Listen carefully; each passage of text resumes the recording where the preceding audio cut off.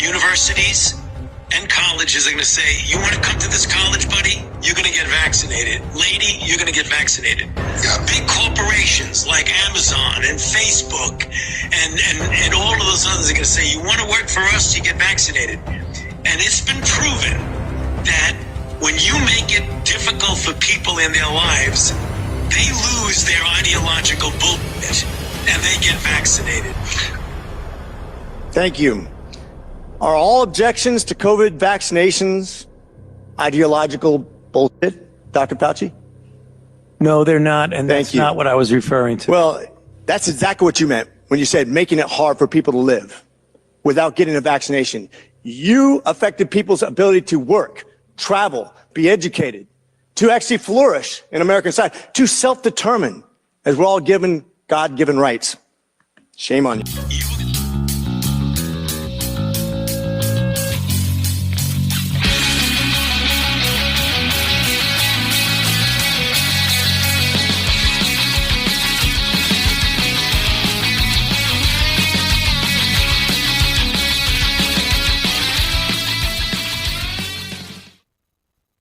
All right, how's it going, everybody? Welcome back to the show. It's time for another bonus episode of the Politics and Punk Rock Podcast. I'm Andrew for America. Check it out. I got my new Truth Isn't Partisan t-shirt on. Question everything on the back. I don't know if you guys can see it here, but go to politicsandpunkrockpodcast.com, click on store, and you too can pick up your own Truth Isn't Partisan t-shirt, $25. Please support the show. Today, it's time to do another bonus episode. And my bonus episodes are entitled Reality, Lies, Damned Lies, and Statistics. And today, we're going to do part 16, entitled It's Been Proven, a tribute to Anthony Fauci. For those of you that are new listeners and don't know, my supercut show series entitled Reality, Lies, Damned Lies, and Statistics is a supercut show series I've been doing that is an artfully arranged assortment of clips that I assemble to tell you a story about the zeitgeist, the spirit of the times that we are living in here in the 21st century modern world. And today I'm going to put all of my pontificating and conspiratorially theorizing about COVID, the virus origins, and Anthony Fauci. I'm putting that entire conversation to bed today. I'm going to play a series of clips that starts with Fauci's ridiculous comments, going into how the media demonized everybody for not getting the vax. And then it's going to transition into people realizing that there was something up. And then that's going to lead into going over everything that Fauci said over time. And then all eventually culminating after his pardon with a subpoena to come testify recently in Congress, where he took the fifth and did not answer a single question despite the fact that he was pardoned. And he's going to create some more problems for himself, seemingly unnecessarily because of it. So I feel like there's still more to the story, but anybody that believed in the propaganda demonizing anti-vaxxers, just want you to know that you were wrong, and you owe the rest of us an apology for being so sure that your preferred media outlet was telling you the truth about what was going on in your world. Turns out they were not. Turns out I've been telling you that they don't ever tell you the truth for a very long time on this podcast. So many of you fell for it, and it is a testament to the fact that we are fallible creatures. We are imperfect beings that make mistakes more often than not. And if that's not your takeaway from the COVID pandemic, my fellow Americans, it's probably time to pause and reflect. If you found yourself on the side of the majority, it's probably time to look in a mirror and admit, wow, I let my TV screen tell me what's what about this world, and they were wrong. I was lied to, and now these people either harmed me, or they harmed others that I know. They harmed loved ones. And my question to you people is, are you going to hold them accountable? A court of law might not be able to do anything to Mr. Anthony Fauci, but can this man show his face in public anymore? You be the judge, my fellow Americans. Go grab a beverage, strap on your seatbelts, and allow me to present to you Reality, Lies, Damned Lies, and Statistics, Part 16, entitled, It's Been Proven. A tribute to Anthony Fauci. Here we go. You are the problem. It is the unvaccinated who are the problem. The truth. Maybe they should be shamed, but the unvaccinated. It's time to start blaming the unvaccinated folks, not the regular folks. We can't trust the unvaccinated. The unvaccinated, a group that includes children and people acting like children. When are we going to stop putting up with the idiots in this country and just say, it's mandatory to get vaccinated? Oh, you can't shame them. You can't call them stupid. You can't call them silly. Yes, they are. Those who are not vaccinated will end up paying the price. The unvaccinated should be taxed. They should pay more for health care. We need to start looking at the choice to remain unvaccinated the same as we look at driving while intoxicated. Really, the only people dying are the unvaccinated. And for those of you spreading misinformation, shame on you. We've got to shun folks. We've got to shun people into getting. To shun those that refuse to get vaccinated. The unvaccinated people have put us in the position that we're in now, and it is not a good place. You got to start telling people, if you don't get vaccinated, you can't come into this office or this place of business. If you don't get vaccinated, you can't come to work. No, screw you. We owe a great debt of gratitude to science. Science has, in many ways, helped ease the suffering of this pandemic, which was more than likely caused by science. What do you mean by that? Do you mean like perhaps there's a chance that this was created in a lab, there's an investigation? A chance? Well, but if there's evidence, I'd love to hear it. There's a novel respiratory coronavirus overtaking Wuhan, China. What do? Oh, you know who we could ask? The Wuhan novel respiratory coronavirus lab. The disease is the same name as the lab. That's just a little too weird, don't you think? And then they ask the scientists, they're like, how did this... So wait a minute, you work at the Wuhan respiratory coronavirus lab. How did this happen? And they're like, a pangolin kissed a turtle? And you're like, no, the name of your lab. If you look at the name, let me see your business card. Show me your business card. Oh, I work at the coronavirus lab in Wuhan. Oh, because there's a coronavirus loose in Wuhan. How did that happen? Maybe a bat flew into the cloaca of a turkey and then it sneezed into my chili, and now we all have coronavirus. Like, come on. Okay. Wait a second. What about this? Listen to this. Wait a second. All right. John. Oh, my God. There's been an outbreak of chocolatey goodness near Hershey, Pennsylvania. What do you think happened? Like, I don't know. Maybe a steam shovel mated with a cocoa bean. Or it's the chocolate factory.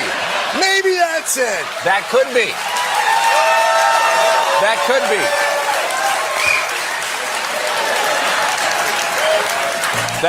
could By be. the way, I gave them all tuberculosis. That could very well be, and Anthony Fauci and Francis Collins and NIH have said, it should definitely be investigated. Don't stop with the logic in people and things. The name of the disease. Wait a second. Wait a second. The building. Wait a second.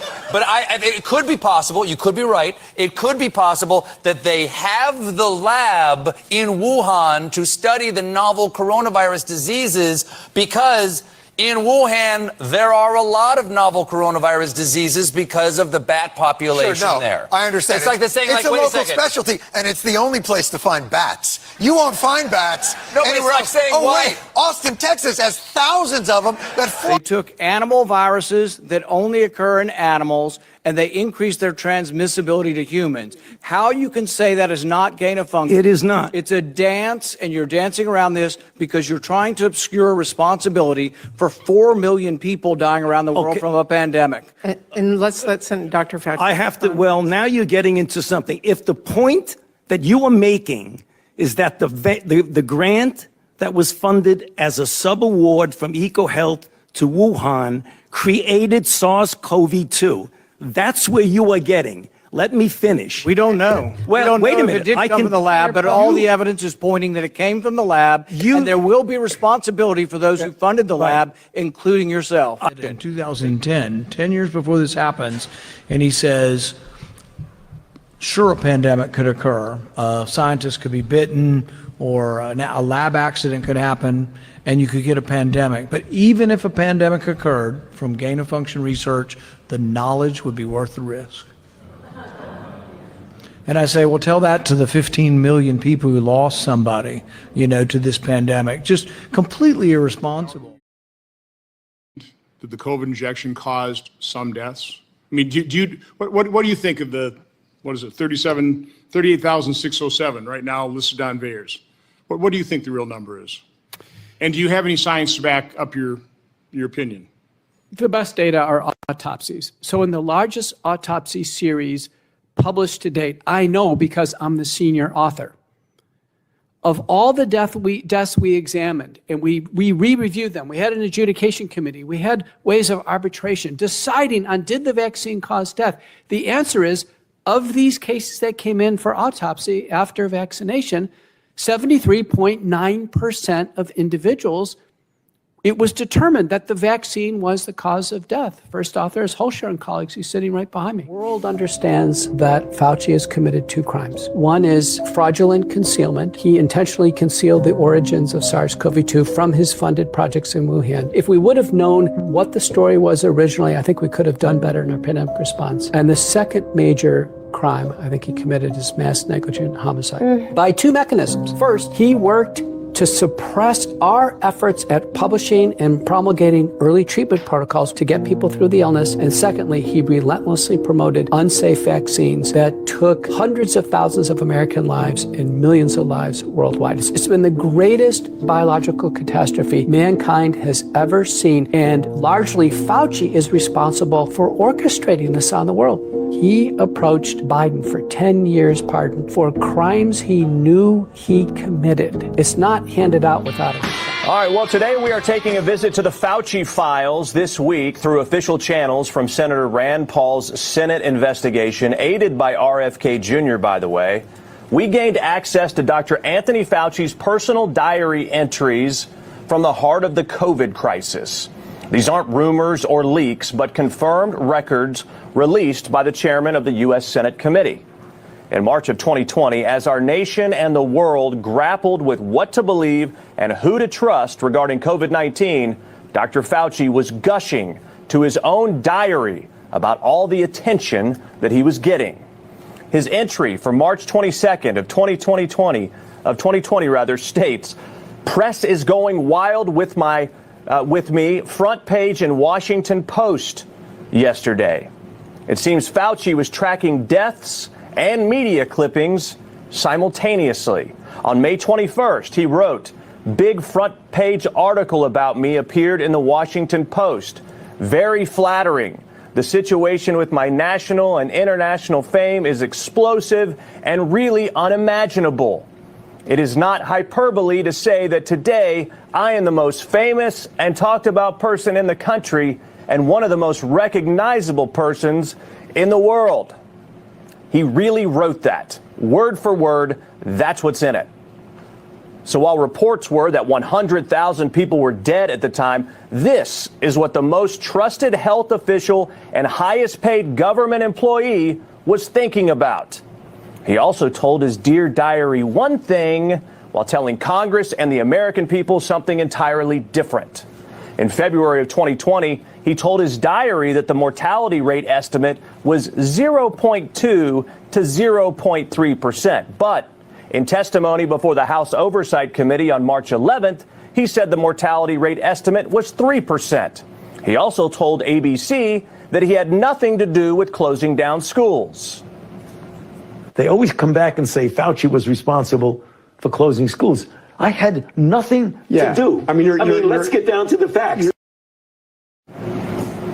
Yet, he bragged to his diary that he convinced New York City Mayor Bill de Blasio to close schools.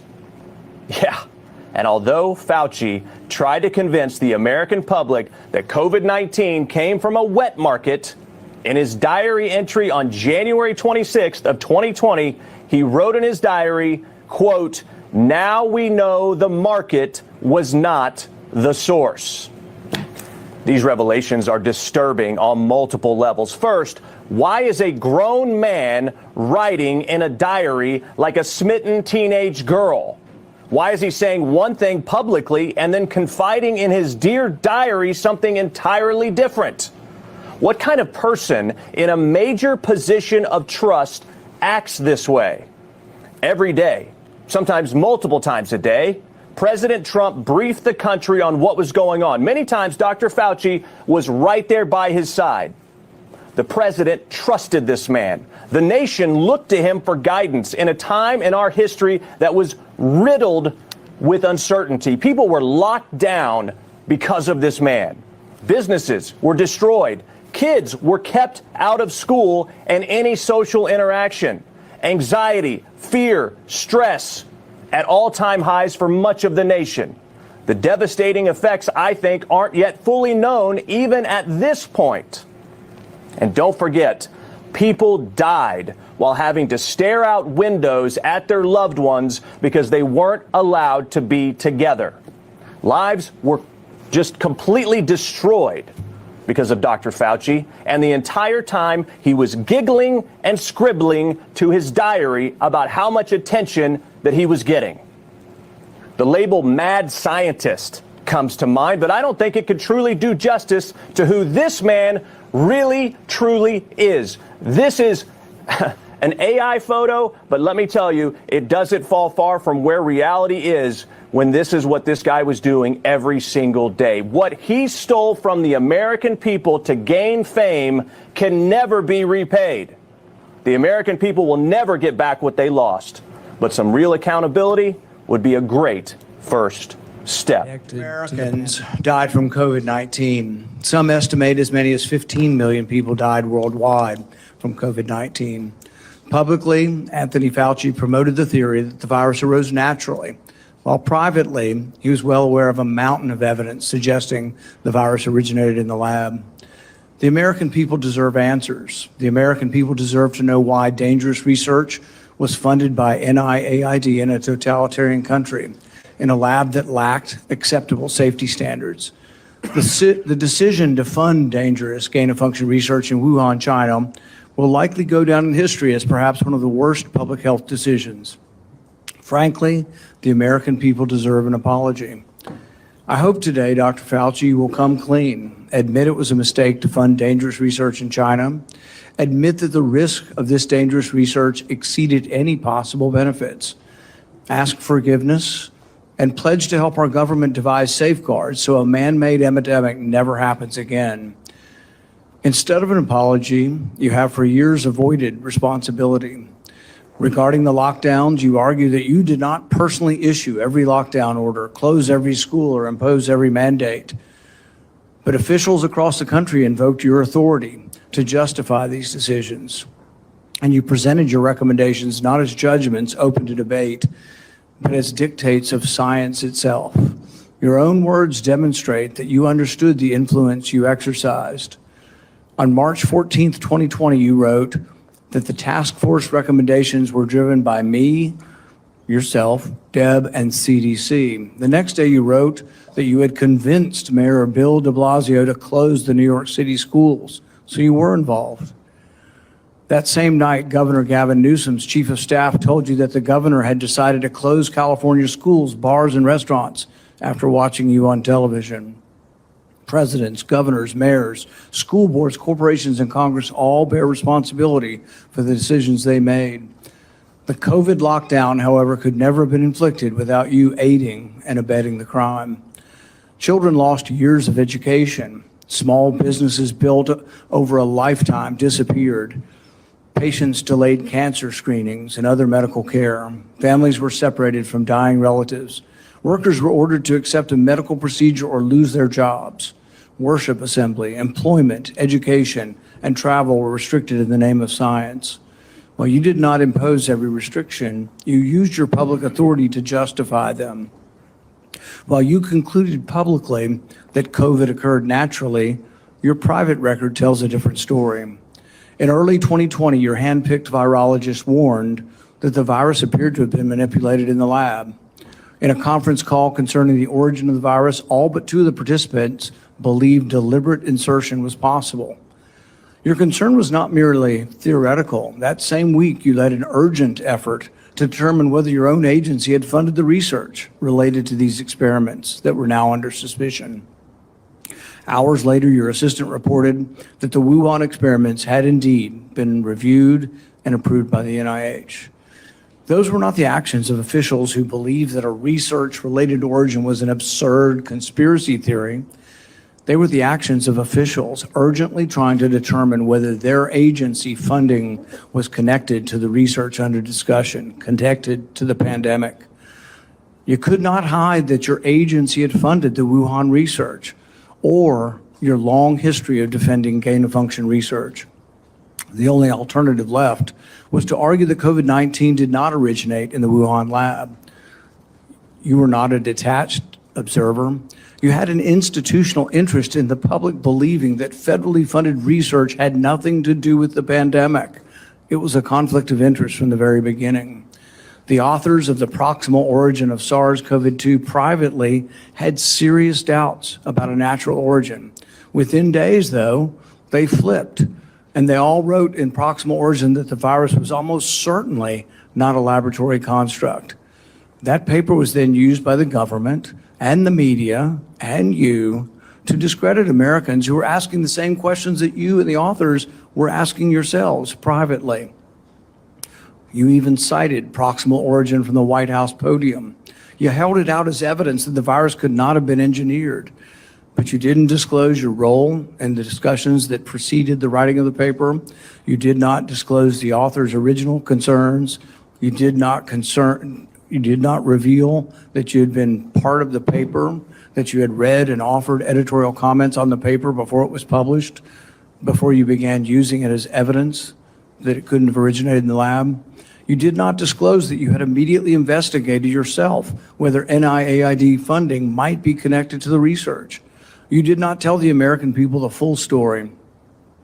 Duly released private messages indicate that the doubts with the authors and others didn't disappear after the publication.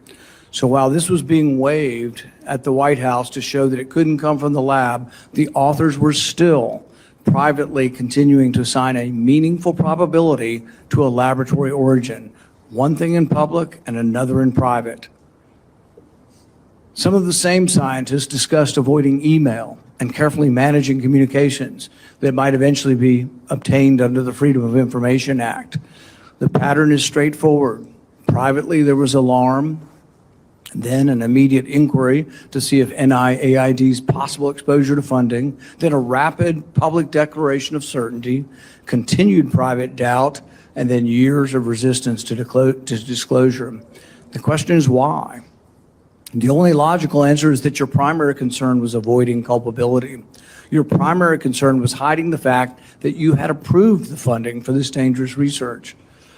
Your support of gain-of-function research is extensive and long-standing.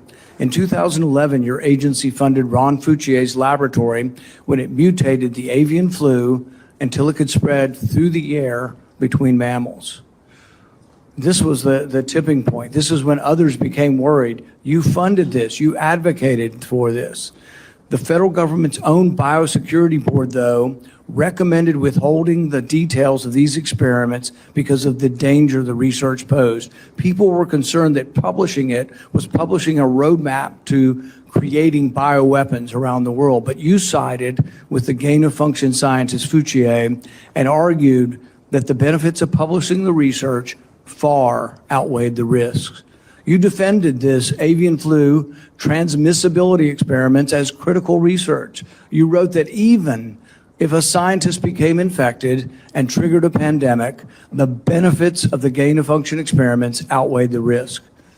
In 2014, your agency, NIAID, began funding the Wuhan bat coronavirus work. In 2015, Ralph Barrick and the Chinese scientist Shi Zhengli published NIAID-supported research combining a bat coronavirus spike protein with a SARS backbone. The resulting virus could infect human airway cells. It's a novel virus that now can infect human cells. It gained transmissibility, it gained function. In 2018, the same group of scientists, EcoHealth, Barrick, Shi, and their collaborators submitted the diffuse proposal, which involved the insertion of a furin cleavage site into the coronavirus. DARPA rejected it as too dangerous. When COVID was sequenced, though, early on in January of 2020, within days, scientists discovered that, lo and behold, it had a novel furin cleavage site, just as had been proposed in the diffuse project. This was either an extraordinary coincidence or a smoking gun, evidence that the Chinese had created COVID-19. It made the laboratory origin question more legitimate, and it made your categorical public denials indefensible. On May 11th, 2021, you told the Senate, the NIH has never, ever, and does not now fund gain-of-function research in Wuhan, in the Wuhan Institute of Virology.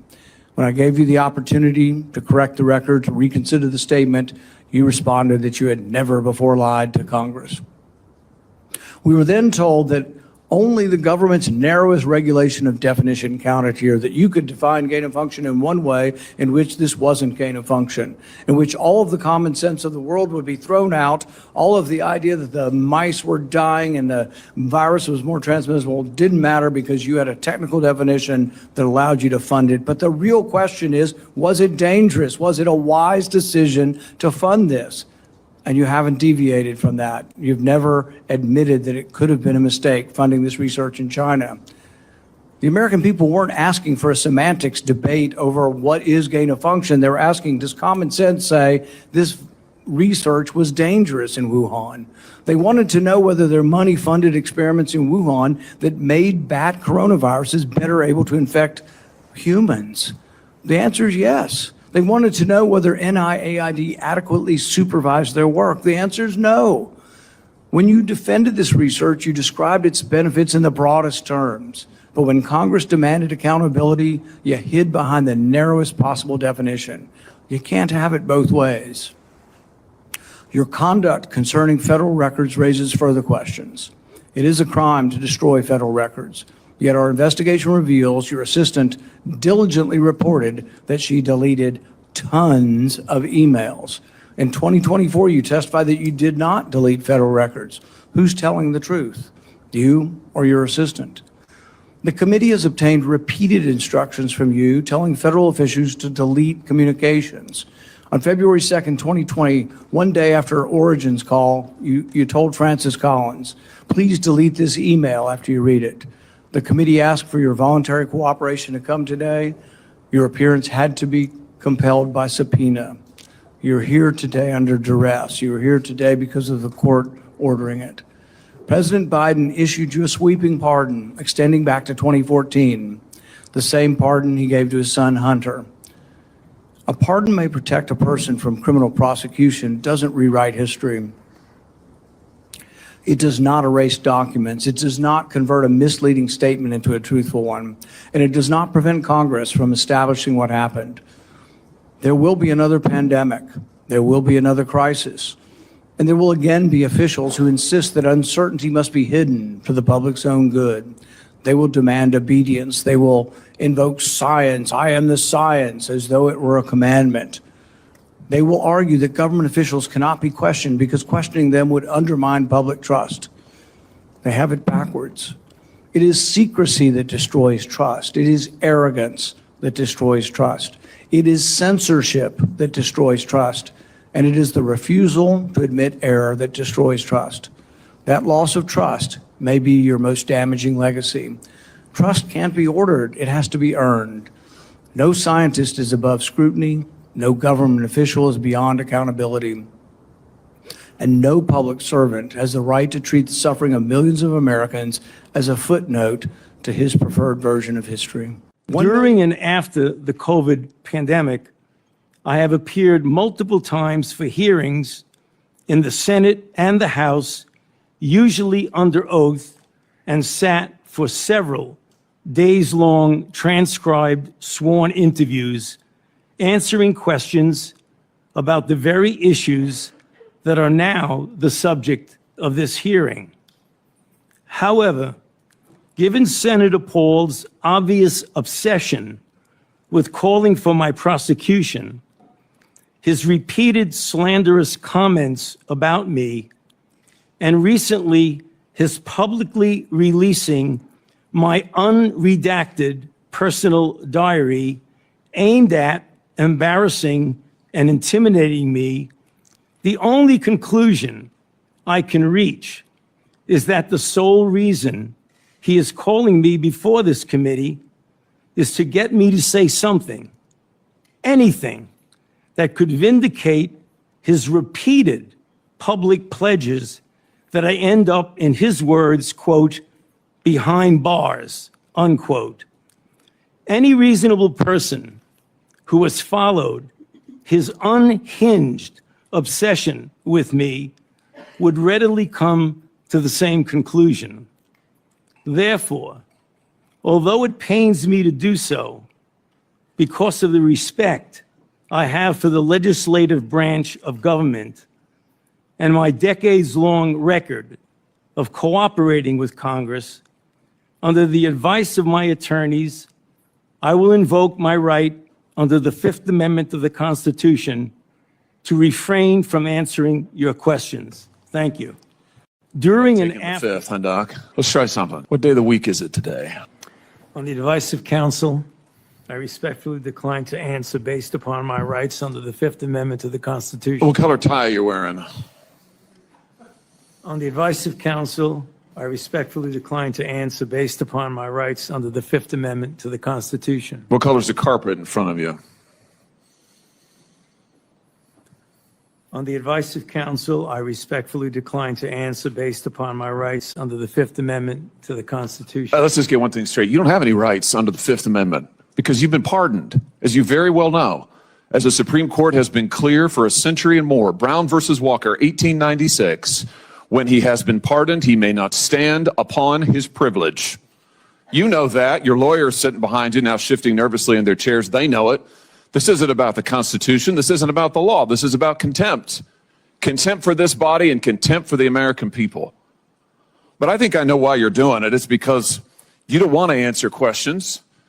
It's because you did all kinds of terrible things. It's because during the pandemic, you got rich, didn't you? You got rich while people were dying, hundreds of thousands of Americans, over 1 million in the end, and you were getting rich. And not only were you doing that, you were using federal employees with taxpayer money to apply for and solicit cash prizes for you personally, cash prizes totaling over $1 million. You did all of that during the pandemic, didn't you? That's a question. On the advice of counsel, I respectfully decline to answer based upon my rights under the Fifth Amendment to the Constitution. And here's the real thing. At the end of the day, it wasn't just about the money, really, was it? It was really about a power trip. I mean, through all of this, you want to be the most famous scientist in the world. You were so focused on getting every award and every drop of cash that you could, all because you wanted to be on TV. You wanted to be the sun god of science. You wanted to be the guy who was in charge of it all. You wanted to blambast Trump. You wanted to make sure that nobody else stole your spotlight. You wanted to be the guy. You had time to sit for InStyle magazine. Here's what you were doing with your time. You could sit for InStyle magazine, but you can't answer questions for the American people. You could sit for InStyle magazine, but you're here taking the fifth. You could sit for InStyle magazine and get $1 million in cash awards, but now the cat's got your tongue. I bet he does. I tell you what, here's my conclusion from all of this. This was really all about you the whole time. Somewhere along the way, you lost your way. You may have been a good public servant at one time, I don't know. But I can tell you from reading your emails now, from looking at what you did, how you used your employees, somewhere along the line, it became all about you. You became a narcissist and a megalomaniac and a liar. And you've lied to the American people, and you've lied to this body. And you've disgraced your profession by doing it. You called yourself the most famous scientist in the world. You've done more to harm science than anybody in my lifetime. And I hope you'll go home and write that in your diary. Thank you, Mr. Chairman. Did the Fifth Amendment of the Constitution say?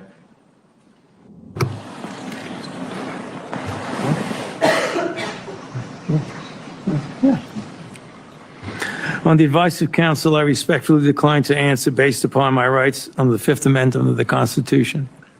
No, I'm just asking you what it says. On the advice of counsel, I respectfully decline to answer based upon my rights under the Fifth Amendment to the Constitution. I'm going to give the Constitution to my aide. He'll bring it over to you so you can have it for future reference. I think it's something that every American should know what the Constitution says. Do you know who wrote the Fifth Amendment? On the advice of counsel, I respectfully decline to answer based upon my rights under the Fifth Amendment of the Constitution. So you're invoking a right that you don't know who wrote it or what it says. Is that correct? On the advice of counsel, I respectfully decline to answer based upon my rights under the Fifth Amendment to the Constitution. Wow. What is the Fifth Amendment? Dr. Fauci, do you know what happened to that mom and that family? That's a question. On the advice of counsel, I respectfully decline to answer based upon my rights under the Fifth Amendment to the Constitution. They were dragged out of that stadium and arrested. Those policies were put in place because you had moronic politicians that listened to the words of a megalomaniac who was more interested in having met a Kardashian than the suffering of the American people. And that is you. Your advice to communities like that, to idiotic politicians who enforce those rules, arrested that mom for watching a football game with her own family outside. When that story broke, I said to myself, I cannot stand idly on the side and watch this happen. It was about 6 years ago today that I decided I'm going to give up my businesses, sell them all, run for office, run for the United States Senate. Here I am sitting in front of you 6 years later saying, who the fuck do you think you were for doing that? It is a total disgrace what you did to this country.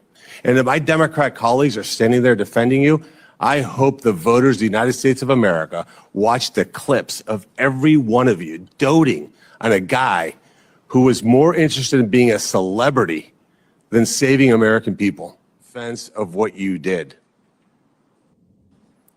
You may have had a 50-plus year legacy of public service, but it ends in total and complete disgrace. So let me ask you an opportunity to answer one question.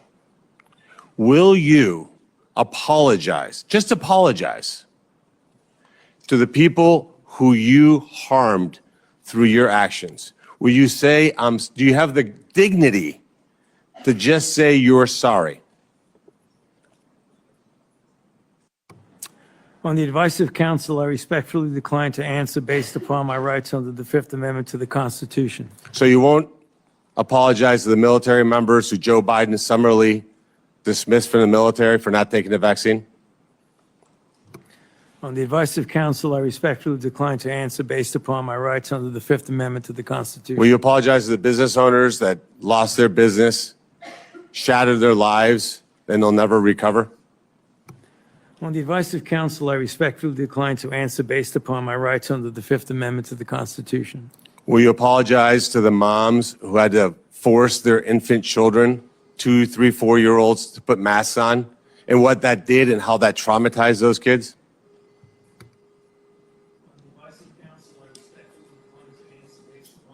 Under the Fifth Amendment to the Constitution. Will you apologize to the family members of the people who died because they took your advice and not only got the first vaccine, but the 5, 6 other boosters that they did not need?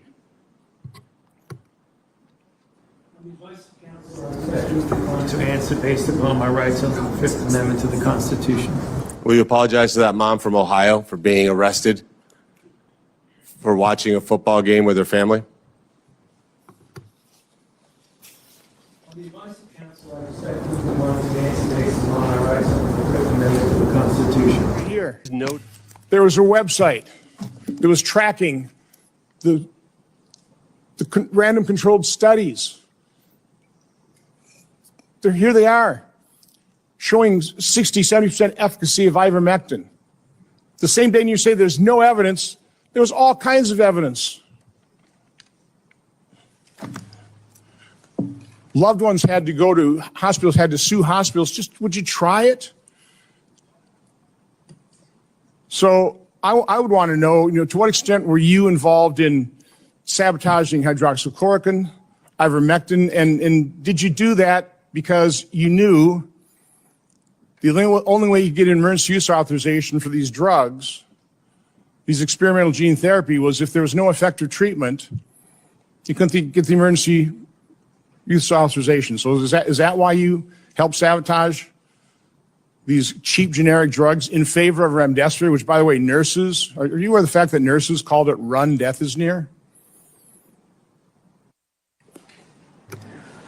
On the advice of counsel, I respectfully decline to answer based upon my rights under the Fifth Amendment. Just very interested why it was this date. Did it have anything to do with the fact that 2014 was also the year that the NIAID or NIH began funding EcoHealth Alliance's Understanding the Risk of Bat Coronavirus Emergence Grant? On the advice of counsel, I respectfully decline to answer based upon my rights under the Fifth Amendment to the Constitution. And this is the same grant that funded the work on bat coronaviruses at the Wuhan Institute on Virology. Millions of Americans are questioning what happened during COVID, why we were given misleading information, misleading advice, why you gave conflicting statements based on, I guess, how you were feeling that day.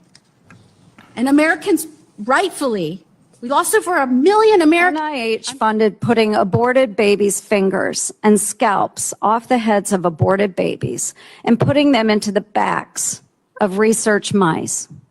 The scalps later grew fine baby hair in the mice. They even included those disgusting photos in their research paper that you funded. Not all of those were research on coronaviruses, but some were. Thankfully, the current NIH director has said no more of this. Dr. Fauci, yes or no? Do you think that human aborted parts should be put into mice for coronavirus research? The advice of counsel, I respectfully decline to answer based upon my rights under the Fifth Amendment to the Constitution. On the advice of counsel, I respectfully decline to answer based upon my rights under the Fifth Amendment of the Constitution.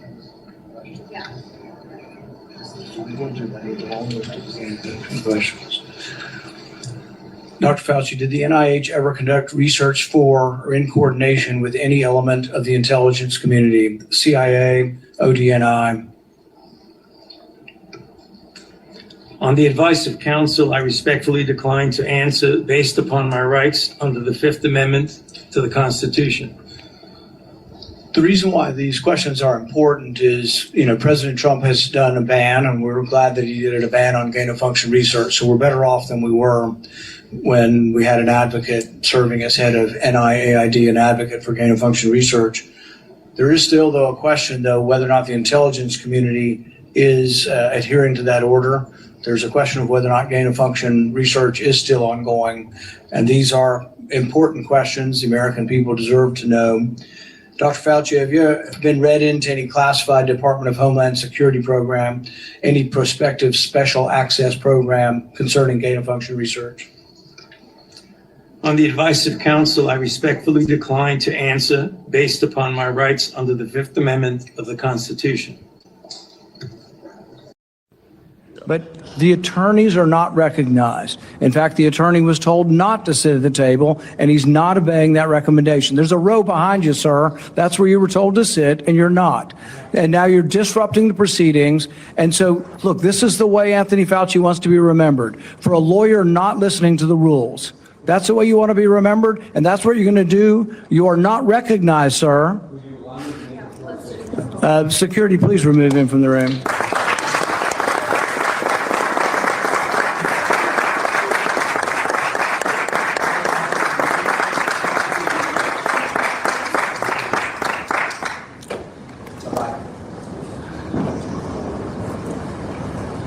I just happened to hear.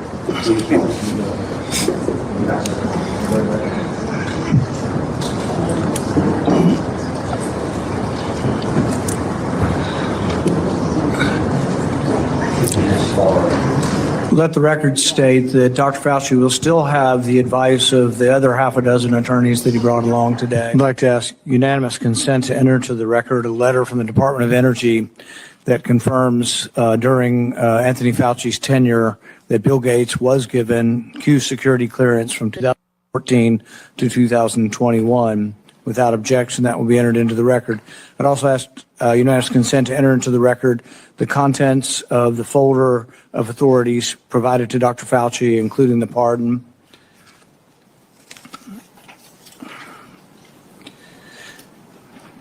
Let's be clear today, what we've seen.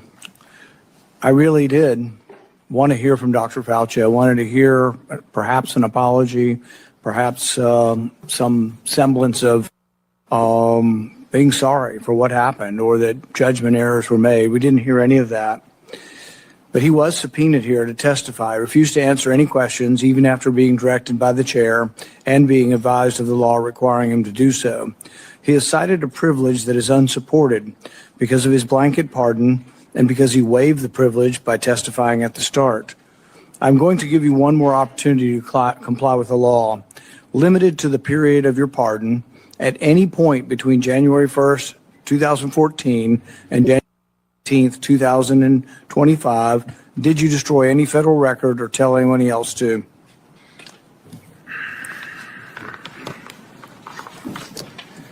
Under the advice of counsel, I respectfully decline to answer based upon my rights under the Fifth Amendment to the Constitution. Given that you have a unlimited presidential pardon, what is your specific objection that you are making? On the advice of counsel, I respectfully decline to answer based upon my rights under the Fifth Amendment to the Constitution. My question was limited to the period of your pardon only. I find your objection unsupported and direct you to answer the question. On the advice of counsel, I respectfully decline to answer based upon my rights under the Fifth Amendment to the Constitution. Because you refused to answer, citing a privilege that is unsupported because of your pardon, and after being denied to do so, this committee has scheduled a vote next week on a resolution certifying your contempt. Dr. Fauci, you admitted in your own diary that COVID was nothing more than a flu. Do you regret shutting the world down? Are you ever going to admit that you killed millions of people through your poison shots? When are you going to take responsibility for your mishandling of COVID? When are you going to take responsibility for your mishandling of COVID, Dr. Fauci? Senator Moreno, why do you suspect Fauci's pleading the Fifth after testifying 200 plus times before? Because he's a piece of shit. what was done to them during COVID. The biggest transfer of wealth in human history happened during COVID. They took all of the money from the people and the small businesses and gave it to huge corporate interests and people who were already billionaires. Dr. Fauci is literally in the middle of being deposed for lying throughout all of COVID. And he was the expert that everybody was like, he's the expert, trust the experts. Wow, what a surprise. He was lying the whole time. And then everything that everyone was saying during COVID that everybody was shamed for, oh, surprise, it's true. And then the guy who said that it wasn't true is now being proven to have lied the whole time. And most people are like, duh. You know, or I'm like, duh. Dude, it's just ridiculous. And people should never forget that that was done to them in the interests of pharmaceutical companies and the healthcare system and these huge global conglomerates that sell you consumer goods, right? Who made all the money? Amazon, Target, Walmart, Pfizer. It's garbage at the expense of our humanness. The fact that people are not social anymore, addicted to their phones, and now we don't even know how to make friends or do anything anymore. And we've become idiots that are just plugged into the matrix, literally. Your buddy Fauci, that I've asked you about in the past, you've defended him quite a bit. Look, I mean, I don't know what you're referring to in terms of defending I've asked him about whether he orchestrated a cover-up of the lab origin because of his involvement in making gain-of-function research possible again in China, which he did. He knew that would come back to haunt him, and then basically told his colleagues, go with the natural origin. It was obvious 3 years ago, Scott, to me anyway, and everybody else, that he orchestrated that. Yeah, look, we've talked about this in a show. I think the evidence in terms of whether this was human or naturally derived, I think the side of the ledger that speaks to this potentially coming out of a lab has grown over time. And we haven't had any new evidence suggesting that this came out of a natural origin or spillover. The latest stuff that came out about him, it was disappointing. Didn't he know that it was likely it was from the lab and go to great lengths and tell people to destroy emails? Well, look, and I've looked through the emails, some of them that have been online. I think it's disappointing to see him trying to suppress alternative opinions, and that clearly was evidence from the emails. COVID madness, this so-called pandemic, it was just a test balloon, a gigantic test balloon. Well, for what, you ask?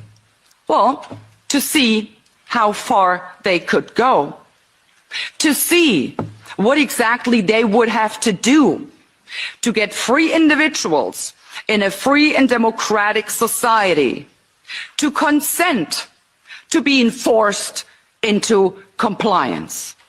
That's what they were trying to establish. That's what they were trying to figure out. And they have figured it out. Trust me, they are much smarter now. The goal ultimately is to transform our free and democratic societies, into totalitarian societies. Their goal is to strip each and every one of us of our fundamental rights of freedom, democracy, the rule of law. They want to get rid of all of this. This whole COVID thing had never anything to do with public health. It never had anything to do with breaking waves. It always had to do with breaking people in order to make us a part of a mindless, malleable mass, which they can totally control, and we will be completely dependent upon this globalitarian elite. So I'm really imploring the people and all the peoples around the world, for God's sake, stop giving your democratically elected governments the benefit of the doubt. They are not deserving of that. They are not. Stop rationalizing whatever your government is doing. Stop rationalizing and come up with some good intentions. They have no good intentions. Never. As I said before, in the entire history of mankind, there has never been a political elite concerned about the well-being of regular people. And it isn't any different now. Why should it? Stop giving them the benefit of the doubt. Because I can tell you, you cannot comply your way out of a tyranny. It is impossible. Trying to do so, you will only feed a gigantic alligator in the hopes of being eaten last. But guess what? Your turn will come, and then you will be the one swallowed up. I also have to ask the people, end your silence. Speak up. For God's sake, stop complying. Start rebelling. They're out to get you if you do not resist. 12 times to invoke the Fifth Amendment. I mean, you can't even string all that together. That obviously, it sends a message. Will that strategy work? Because he says, well, I had to do that because, you know, they're looking for perjury traps. Or does that just make it worse? And is he in real trouble? I think that it makes it worse. It's even a curious way in which you wonder what his legal advice was, why they decided to do that. Yeah. Because he does not face criminal jeopardy for the pardon in all likelihood. He's pardoned for all actions before January 2025. But that also means that you're forced to testify. That's how prosecutors use immunity or pardons, and they say now you're forced to testify because you don't have any criminal liability, what we're going to ask you about. So then to plead the Fifth is actually, he could then be held in contempt. There could be, theoretically at least, a Justice Department that goes after him for not answering when he is not really facing that criminal charge. Yeah, and also when the reason put out is perjury traps, then of course, again, to the layperson, it's just saying, well, why wouldn't you just say the truth? What would be the problem in that? Yeah. So, you know, I understand that's a layperson thing, but it doesn't sound good. Wasn't just wrong. He silenced, smeared, and attacked any detractor, which makes you a bad dude, especially when you know the truth. Yeah. See, the reason Fauci is a bad dude is it's one thing for me to have an opinion and you have an opinion. Okay, I think this, you think that. It's another thing for me to think this and then want to attack you for your opinion because it's infringing on my opinion. It's a third thing to know you're right and smear you as a quack. He knew those other doctors were right and smeared them as quacks and ruined their reputations and tried to get them deplatformed so Julia Roberts could kiss his balls. That makes him a bad dude. And I know you guys bought the candle. And I know everyone on the left thinks he's a fucking hero. And I know Harvey Levin thinks he's a hero. And would you open yourself up to some fucking information? He's not being railroaded. He's being spoken to this way because of what he did. And the damage that he caused, like you go, an arsonist lights one match. An arsonist lights one match. And you go, whoa, what's the big deal with the arsonist lights? And the guy just lit a match. Yeah, but he took out 200 homes and he killed 18 people. And by the way, that's all on him. He lit the match. The fire could have burnt itself out in 10 feet and he's fine. But it didn't. The wind kicked up and he took out all these structures and caused billions of dollars worth of damage and took lives and killed pets. And that's on him. Yeah. Because he's a fucking arsonist. And Fauci's an arsonist. Fauci struck the match. He started the fire. I didn't tell anyone. You fucking ruined kids' lives. You did an experimental vaccination. You stopped livelihoods. You send kids into depression, suicide, learning loss, all the shit that went along. You struck that match, you arsonist, and that's why you're being fucking punished. Yeah. So fuck off. And all the weak-willed pussies who are on the left who want to defend the arsonist, fuck right off. I'm not settled with the information that's been given to us right now. So I'm not going to be lining up taking a shot or a vaccination for something that wasn't clear in the first place. And then you all create a shot in miraculous time. It takes years to create vaccination. Well, it used to take years. Okay, it used to. You know how many years were invested in this approach? About 20 years of science to get us to be able to do it. 20 years is not enough. And 9 months is definitely not enough for nobody to be taking no vaccination that you all came up with. The only reason I'm talking to you right now, as close as we are, is that I've been vaccinated. Right. But if it allows thousands of people like you don't get vaccinated, you're going to let this virus continue to percolate in this country and in this world. Something like the common flu then, right? And not like it's much more serious than the flu. Well, the flu kills a lot of people annually too. You know how many people died of the flu the last year? I mean, not this year, virtually none, but the previous year, About 20 to 30,000. You know how many people have died from COVID-19 in the United States? 600,000 Americans. Well, the number that you all giving that died, that's once again, that's you all's number. You gonna pass? Yeah, definitely. Because when you start talking about paying people to get vaccinated, when you start talking about incentivizing things to get people vaccinated, it's something else going on with that. It's something else going on. It is something going on. There's something else. You're right. But I'm glad millions of people like me and most everybody here didn't get an incentive. You know what their incentive was? Protecting their health and protecting the city. But I won't keep you anymore. It's okay, because my incentive, y'all campaign is about fear.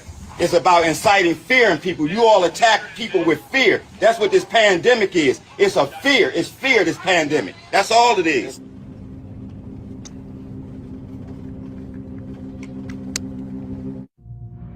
But I would tell you, countless families, including my own, watched a loved one die behind glass or through a screen because we couldn't get access to them. Children couldn't get to school. People missed their prom or graduation ceremonies. There were lots of things that happened that dramatically changed the future of the country. The mental health issues that we have continued to deal with from the isolation have been profound. Even something as simple as children that wore masks or around adults wearing masks for all that time are slower in learning language now because they couldn't watch someone's lips moving, and so they're slower in that. Amazingly enough, churches and places of worship were forced to be closed down. There were even churches that met where the pastor preached in the parking lot and the congregants all met in their cars with windows up, and police came and scattered them and said, "You can't be here." The simple act of social distancing became an issue. As everyone guessed, what's the right distance to be away from someone else? Literacy rates have declined. All these things are results. Not to criticizing science, because I represent science. If you're vaccinated, you really don't need to worry about getting it in a way that's serious or transmitting it. That is true. That is correct, Chris. It'll either protect you completely against infection, and the chances are very likely that you'll not be able to transmit it to other people. The risk is extremely low of transmitting it to anybody else. Full stop. Vaccinated people are clearly capable of transmitting the infection. When you're in the middle of an outbreak, wearing a mask might make people feel a little bit better. If people are not wearing masks, then maybe we should be mandating it. I often myself wear 2 masks. And I'm quoting you now, at the population level, masks work at the margins maybe 10%. To hear that they only work at the margins maybe 10% would make a lot of people ask, okay, then why was I wearing a mask? You're really attacking not only Dr. Anthony Fauci, you're attacking science when you say that this is going to go away tomorrow like magic, when you know that there's no chance it's going to just disappear. We hope this just goes away, burns itself out. So my question is, why weren't you straight with the American people about this to begin with? So the bottom line is, it's a guesstimate. I gave a range. It seemed in that quote to suggest that you were basing your recommendation on polling and what people could accept. Is that not what you meant? No, I mean, it's a bit of that. We're seeing all of these school closures around the country. Is that the right move for children and families? You know, and I think what's going on right now is generally an appropriate approach. You want to start doing something to socially distance yourself. How dramatic that is, closing schools and doing other things, should be proportionate. It went too far, that particularly for kids who couldn't go to school except remotely, that it's forever damaged them. Well, I don't think it's forever irreparably damaged anyone. The U.S. Surgeon General has called it an urgent public health crisis, a devastating decline in the mental health of kids across the country. According to the CDC, the rates of suicide, self-harm, anxiety, and depression are up among adolescents. And the record will show, Neil, that we didn't recommend shutting everything down. First of all, I didn't recommend locking anything down. I recommended to the president that we shut the country down. And that was a very difficult decision. because I knew it would have serious economic consequences, which it did. Yeah. Because if you look at the people that are politicizing me, there's somebody that all the way over on one level.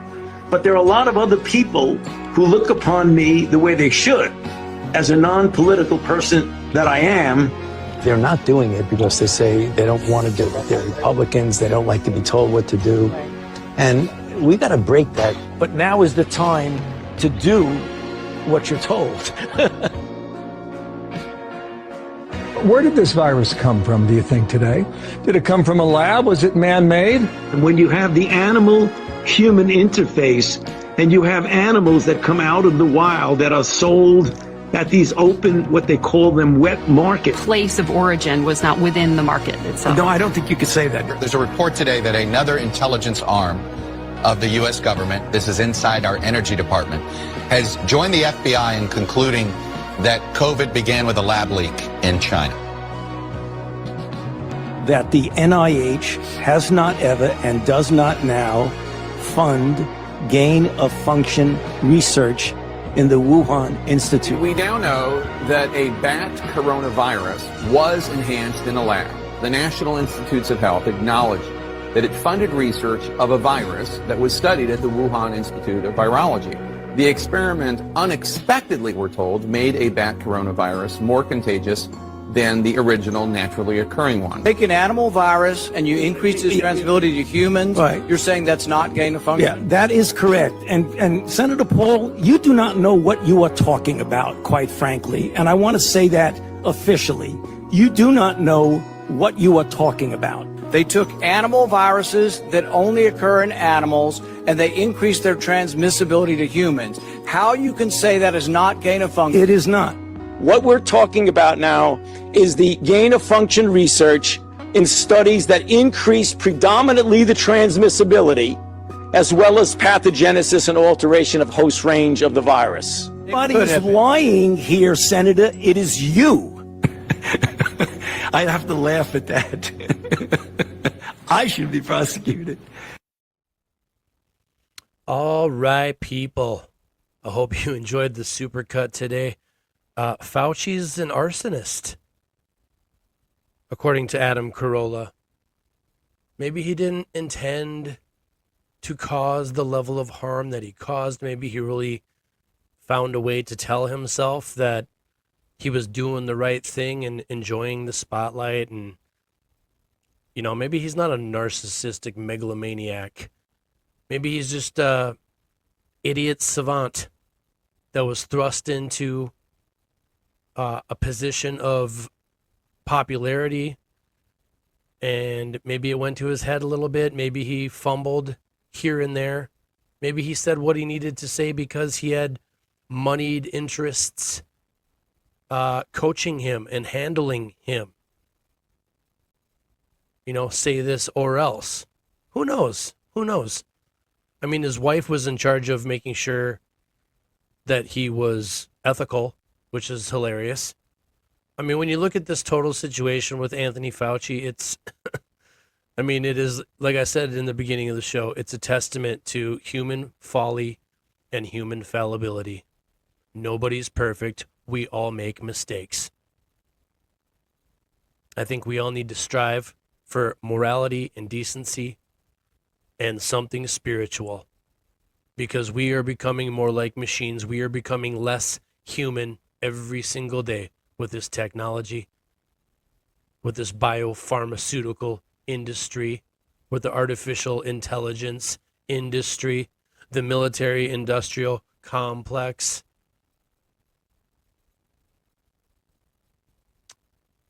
The Jesuits, the Jews, running the world still. Rome has never fallen, people. America is the new Rome. And England and Israel and Italy, and more so these days China, are slowly taking over total control of this entire world. Maybe they're all in cahoots, maybe they're not. But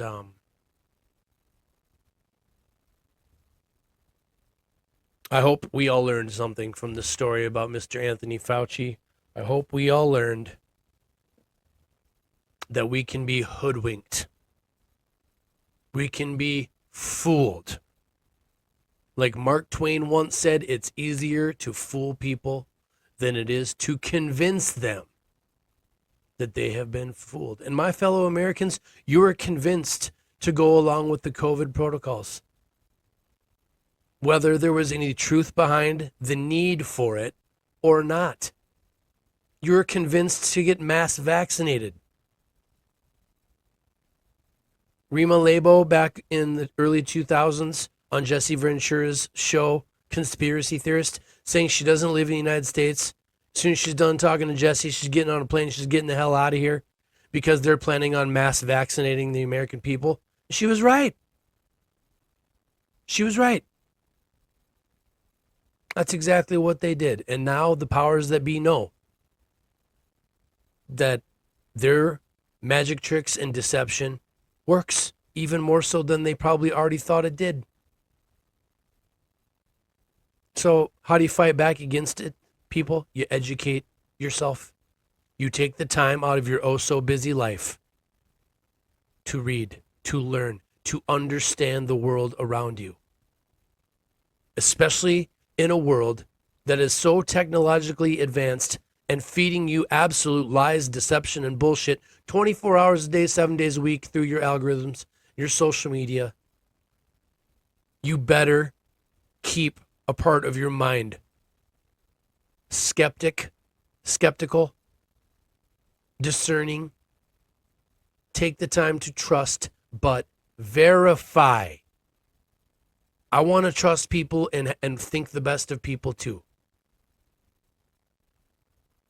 But there are people in this world that will destroy you if it suits their interests, if it suits their agenda, and for some people, if it suits their pleasure.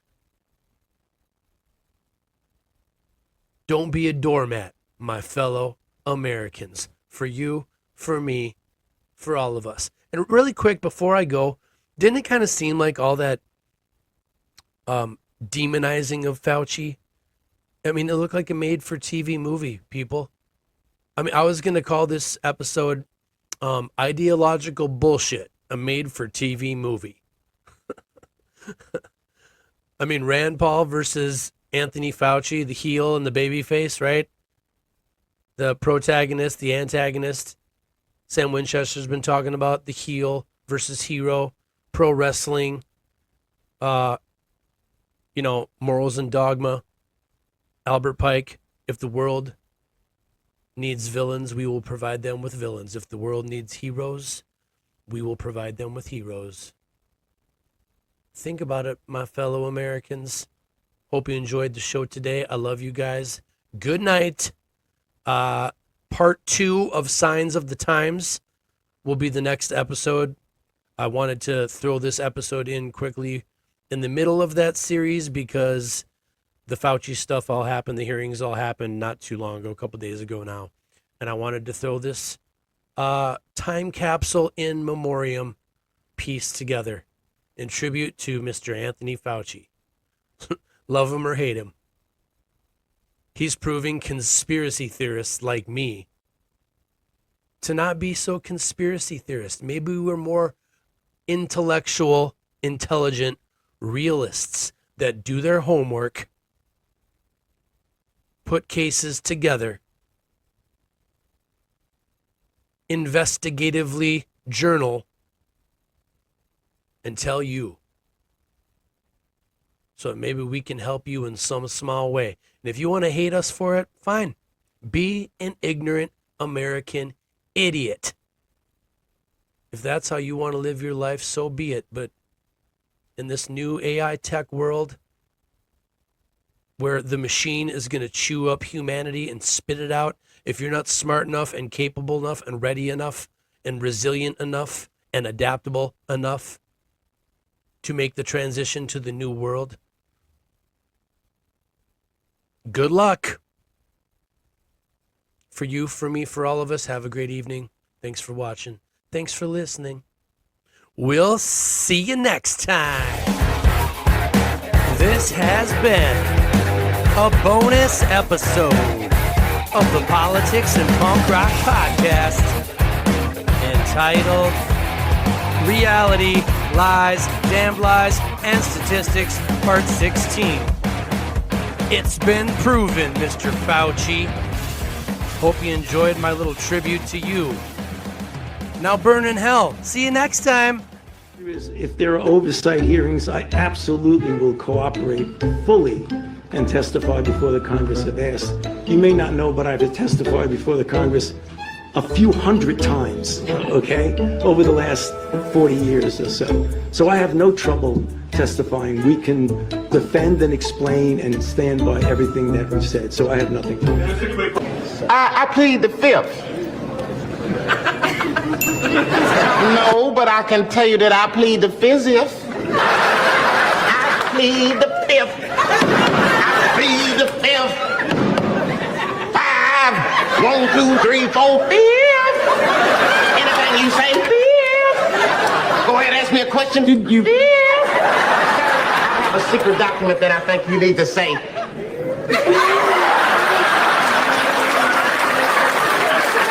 Hello to you all, sir. Good afternoon.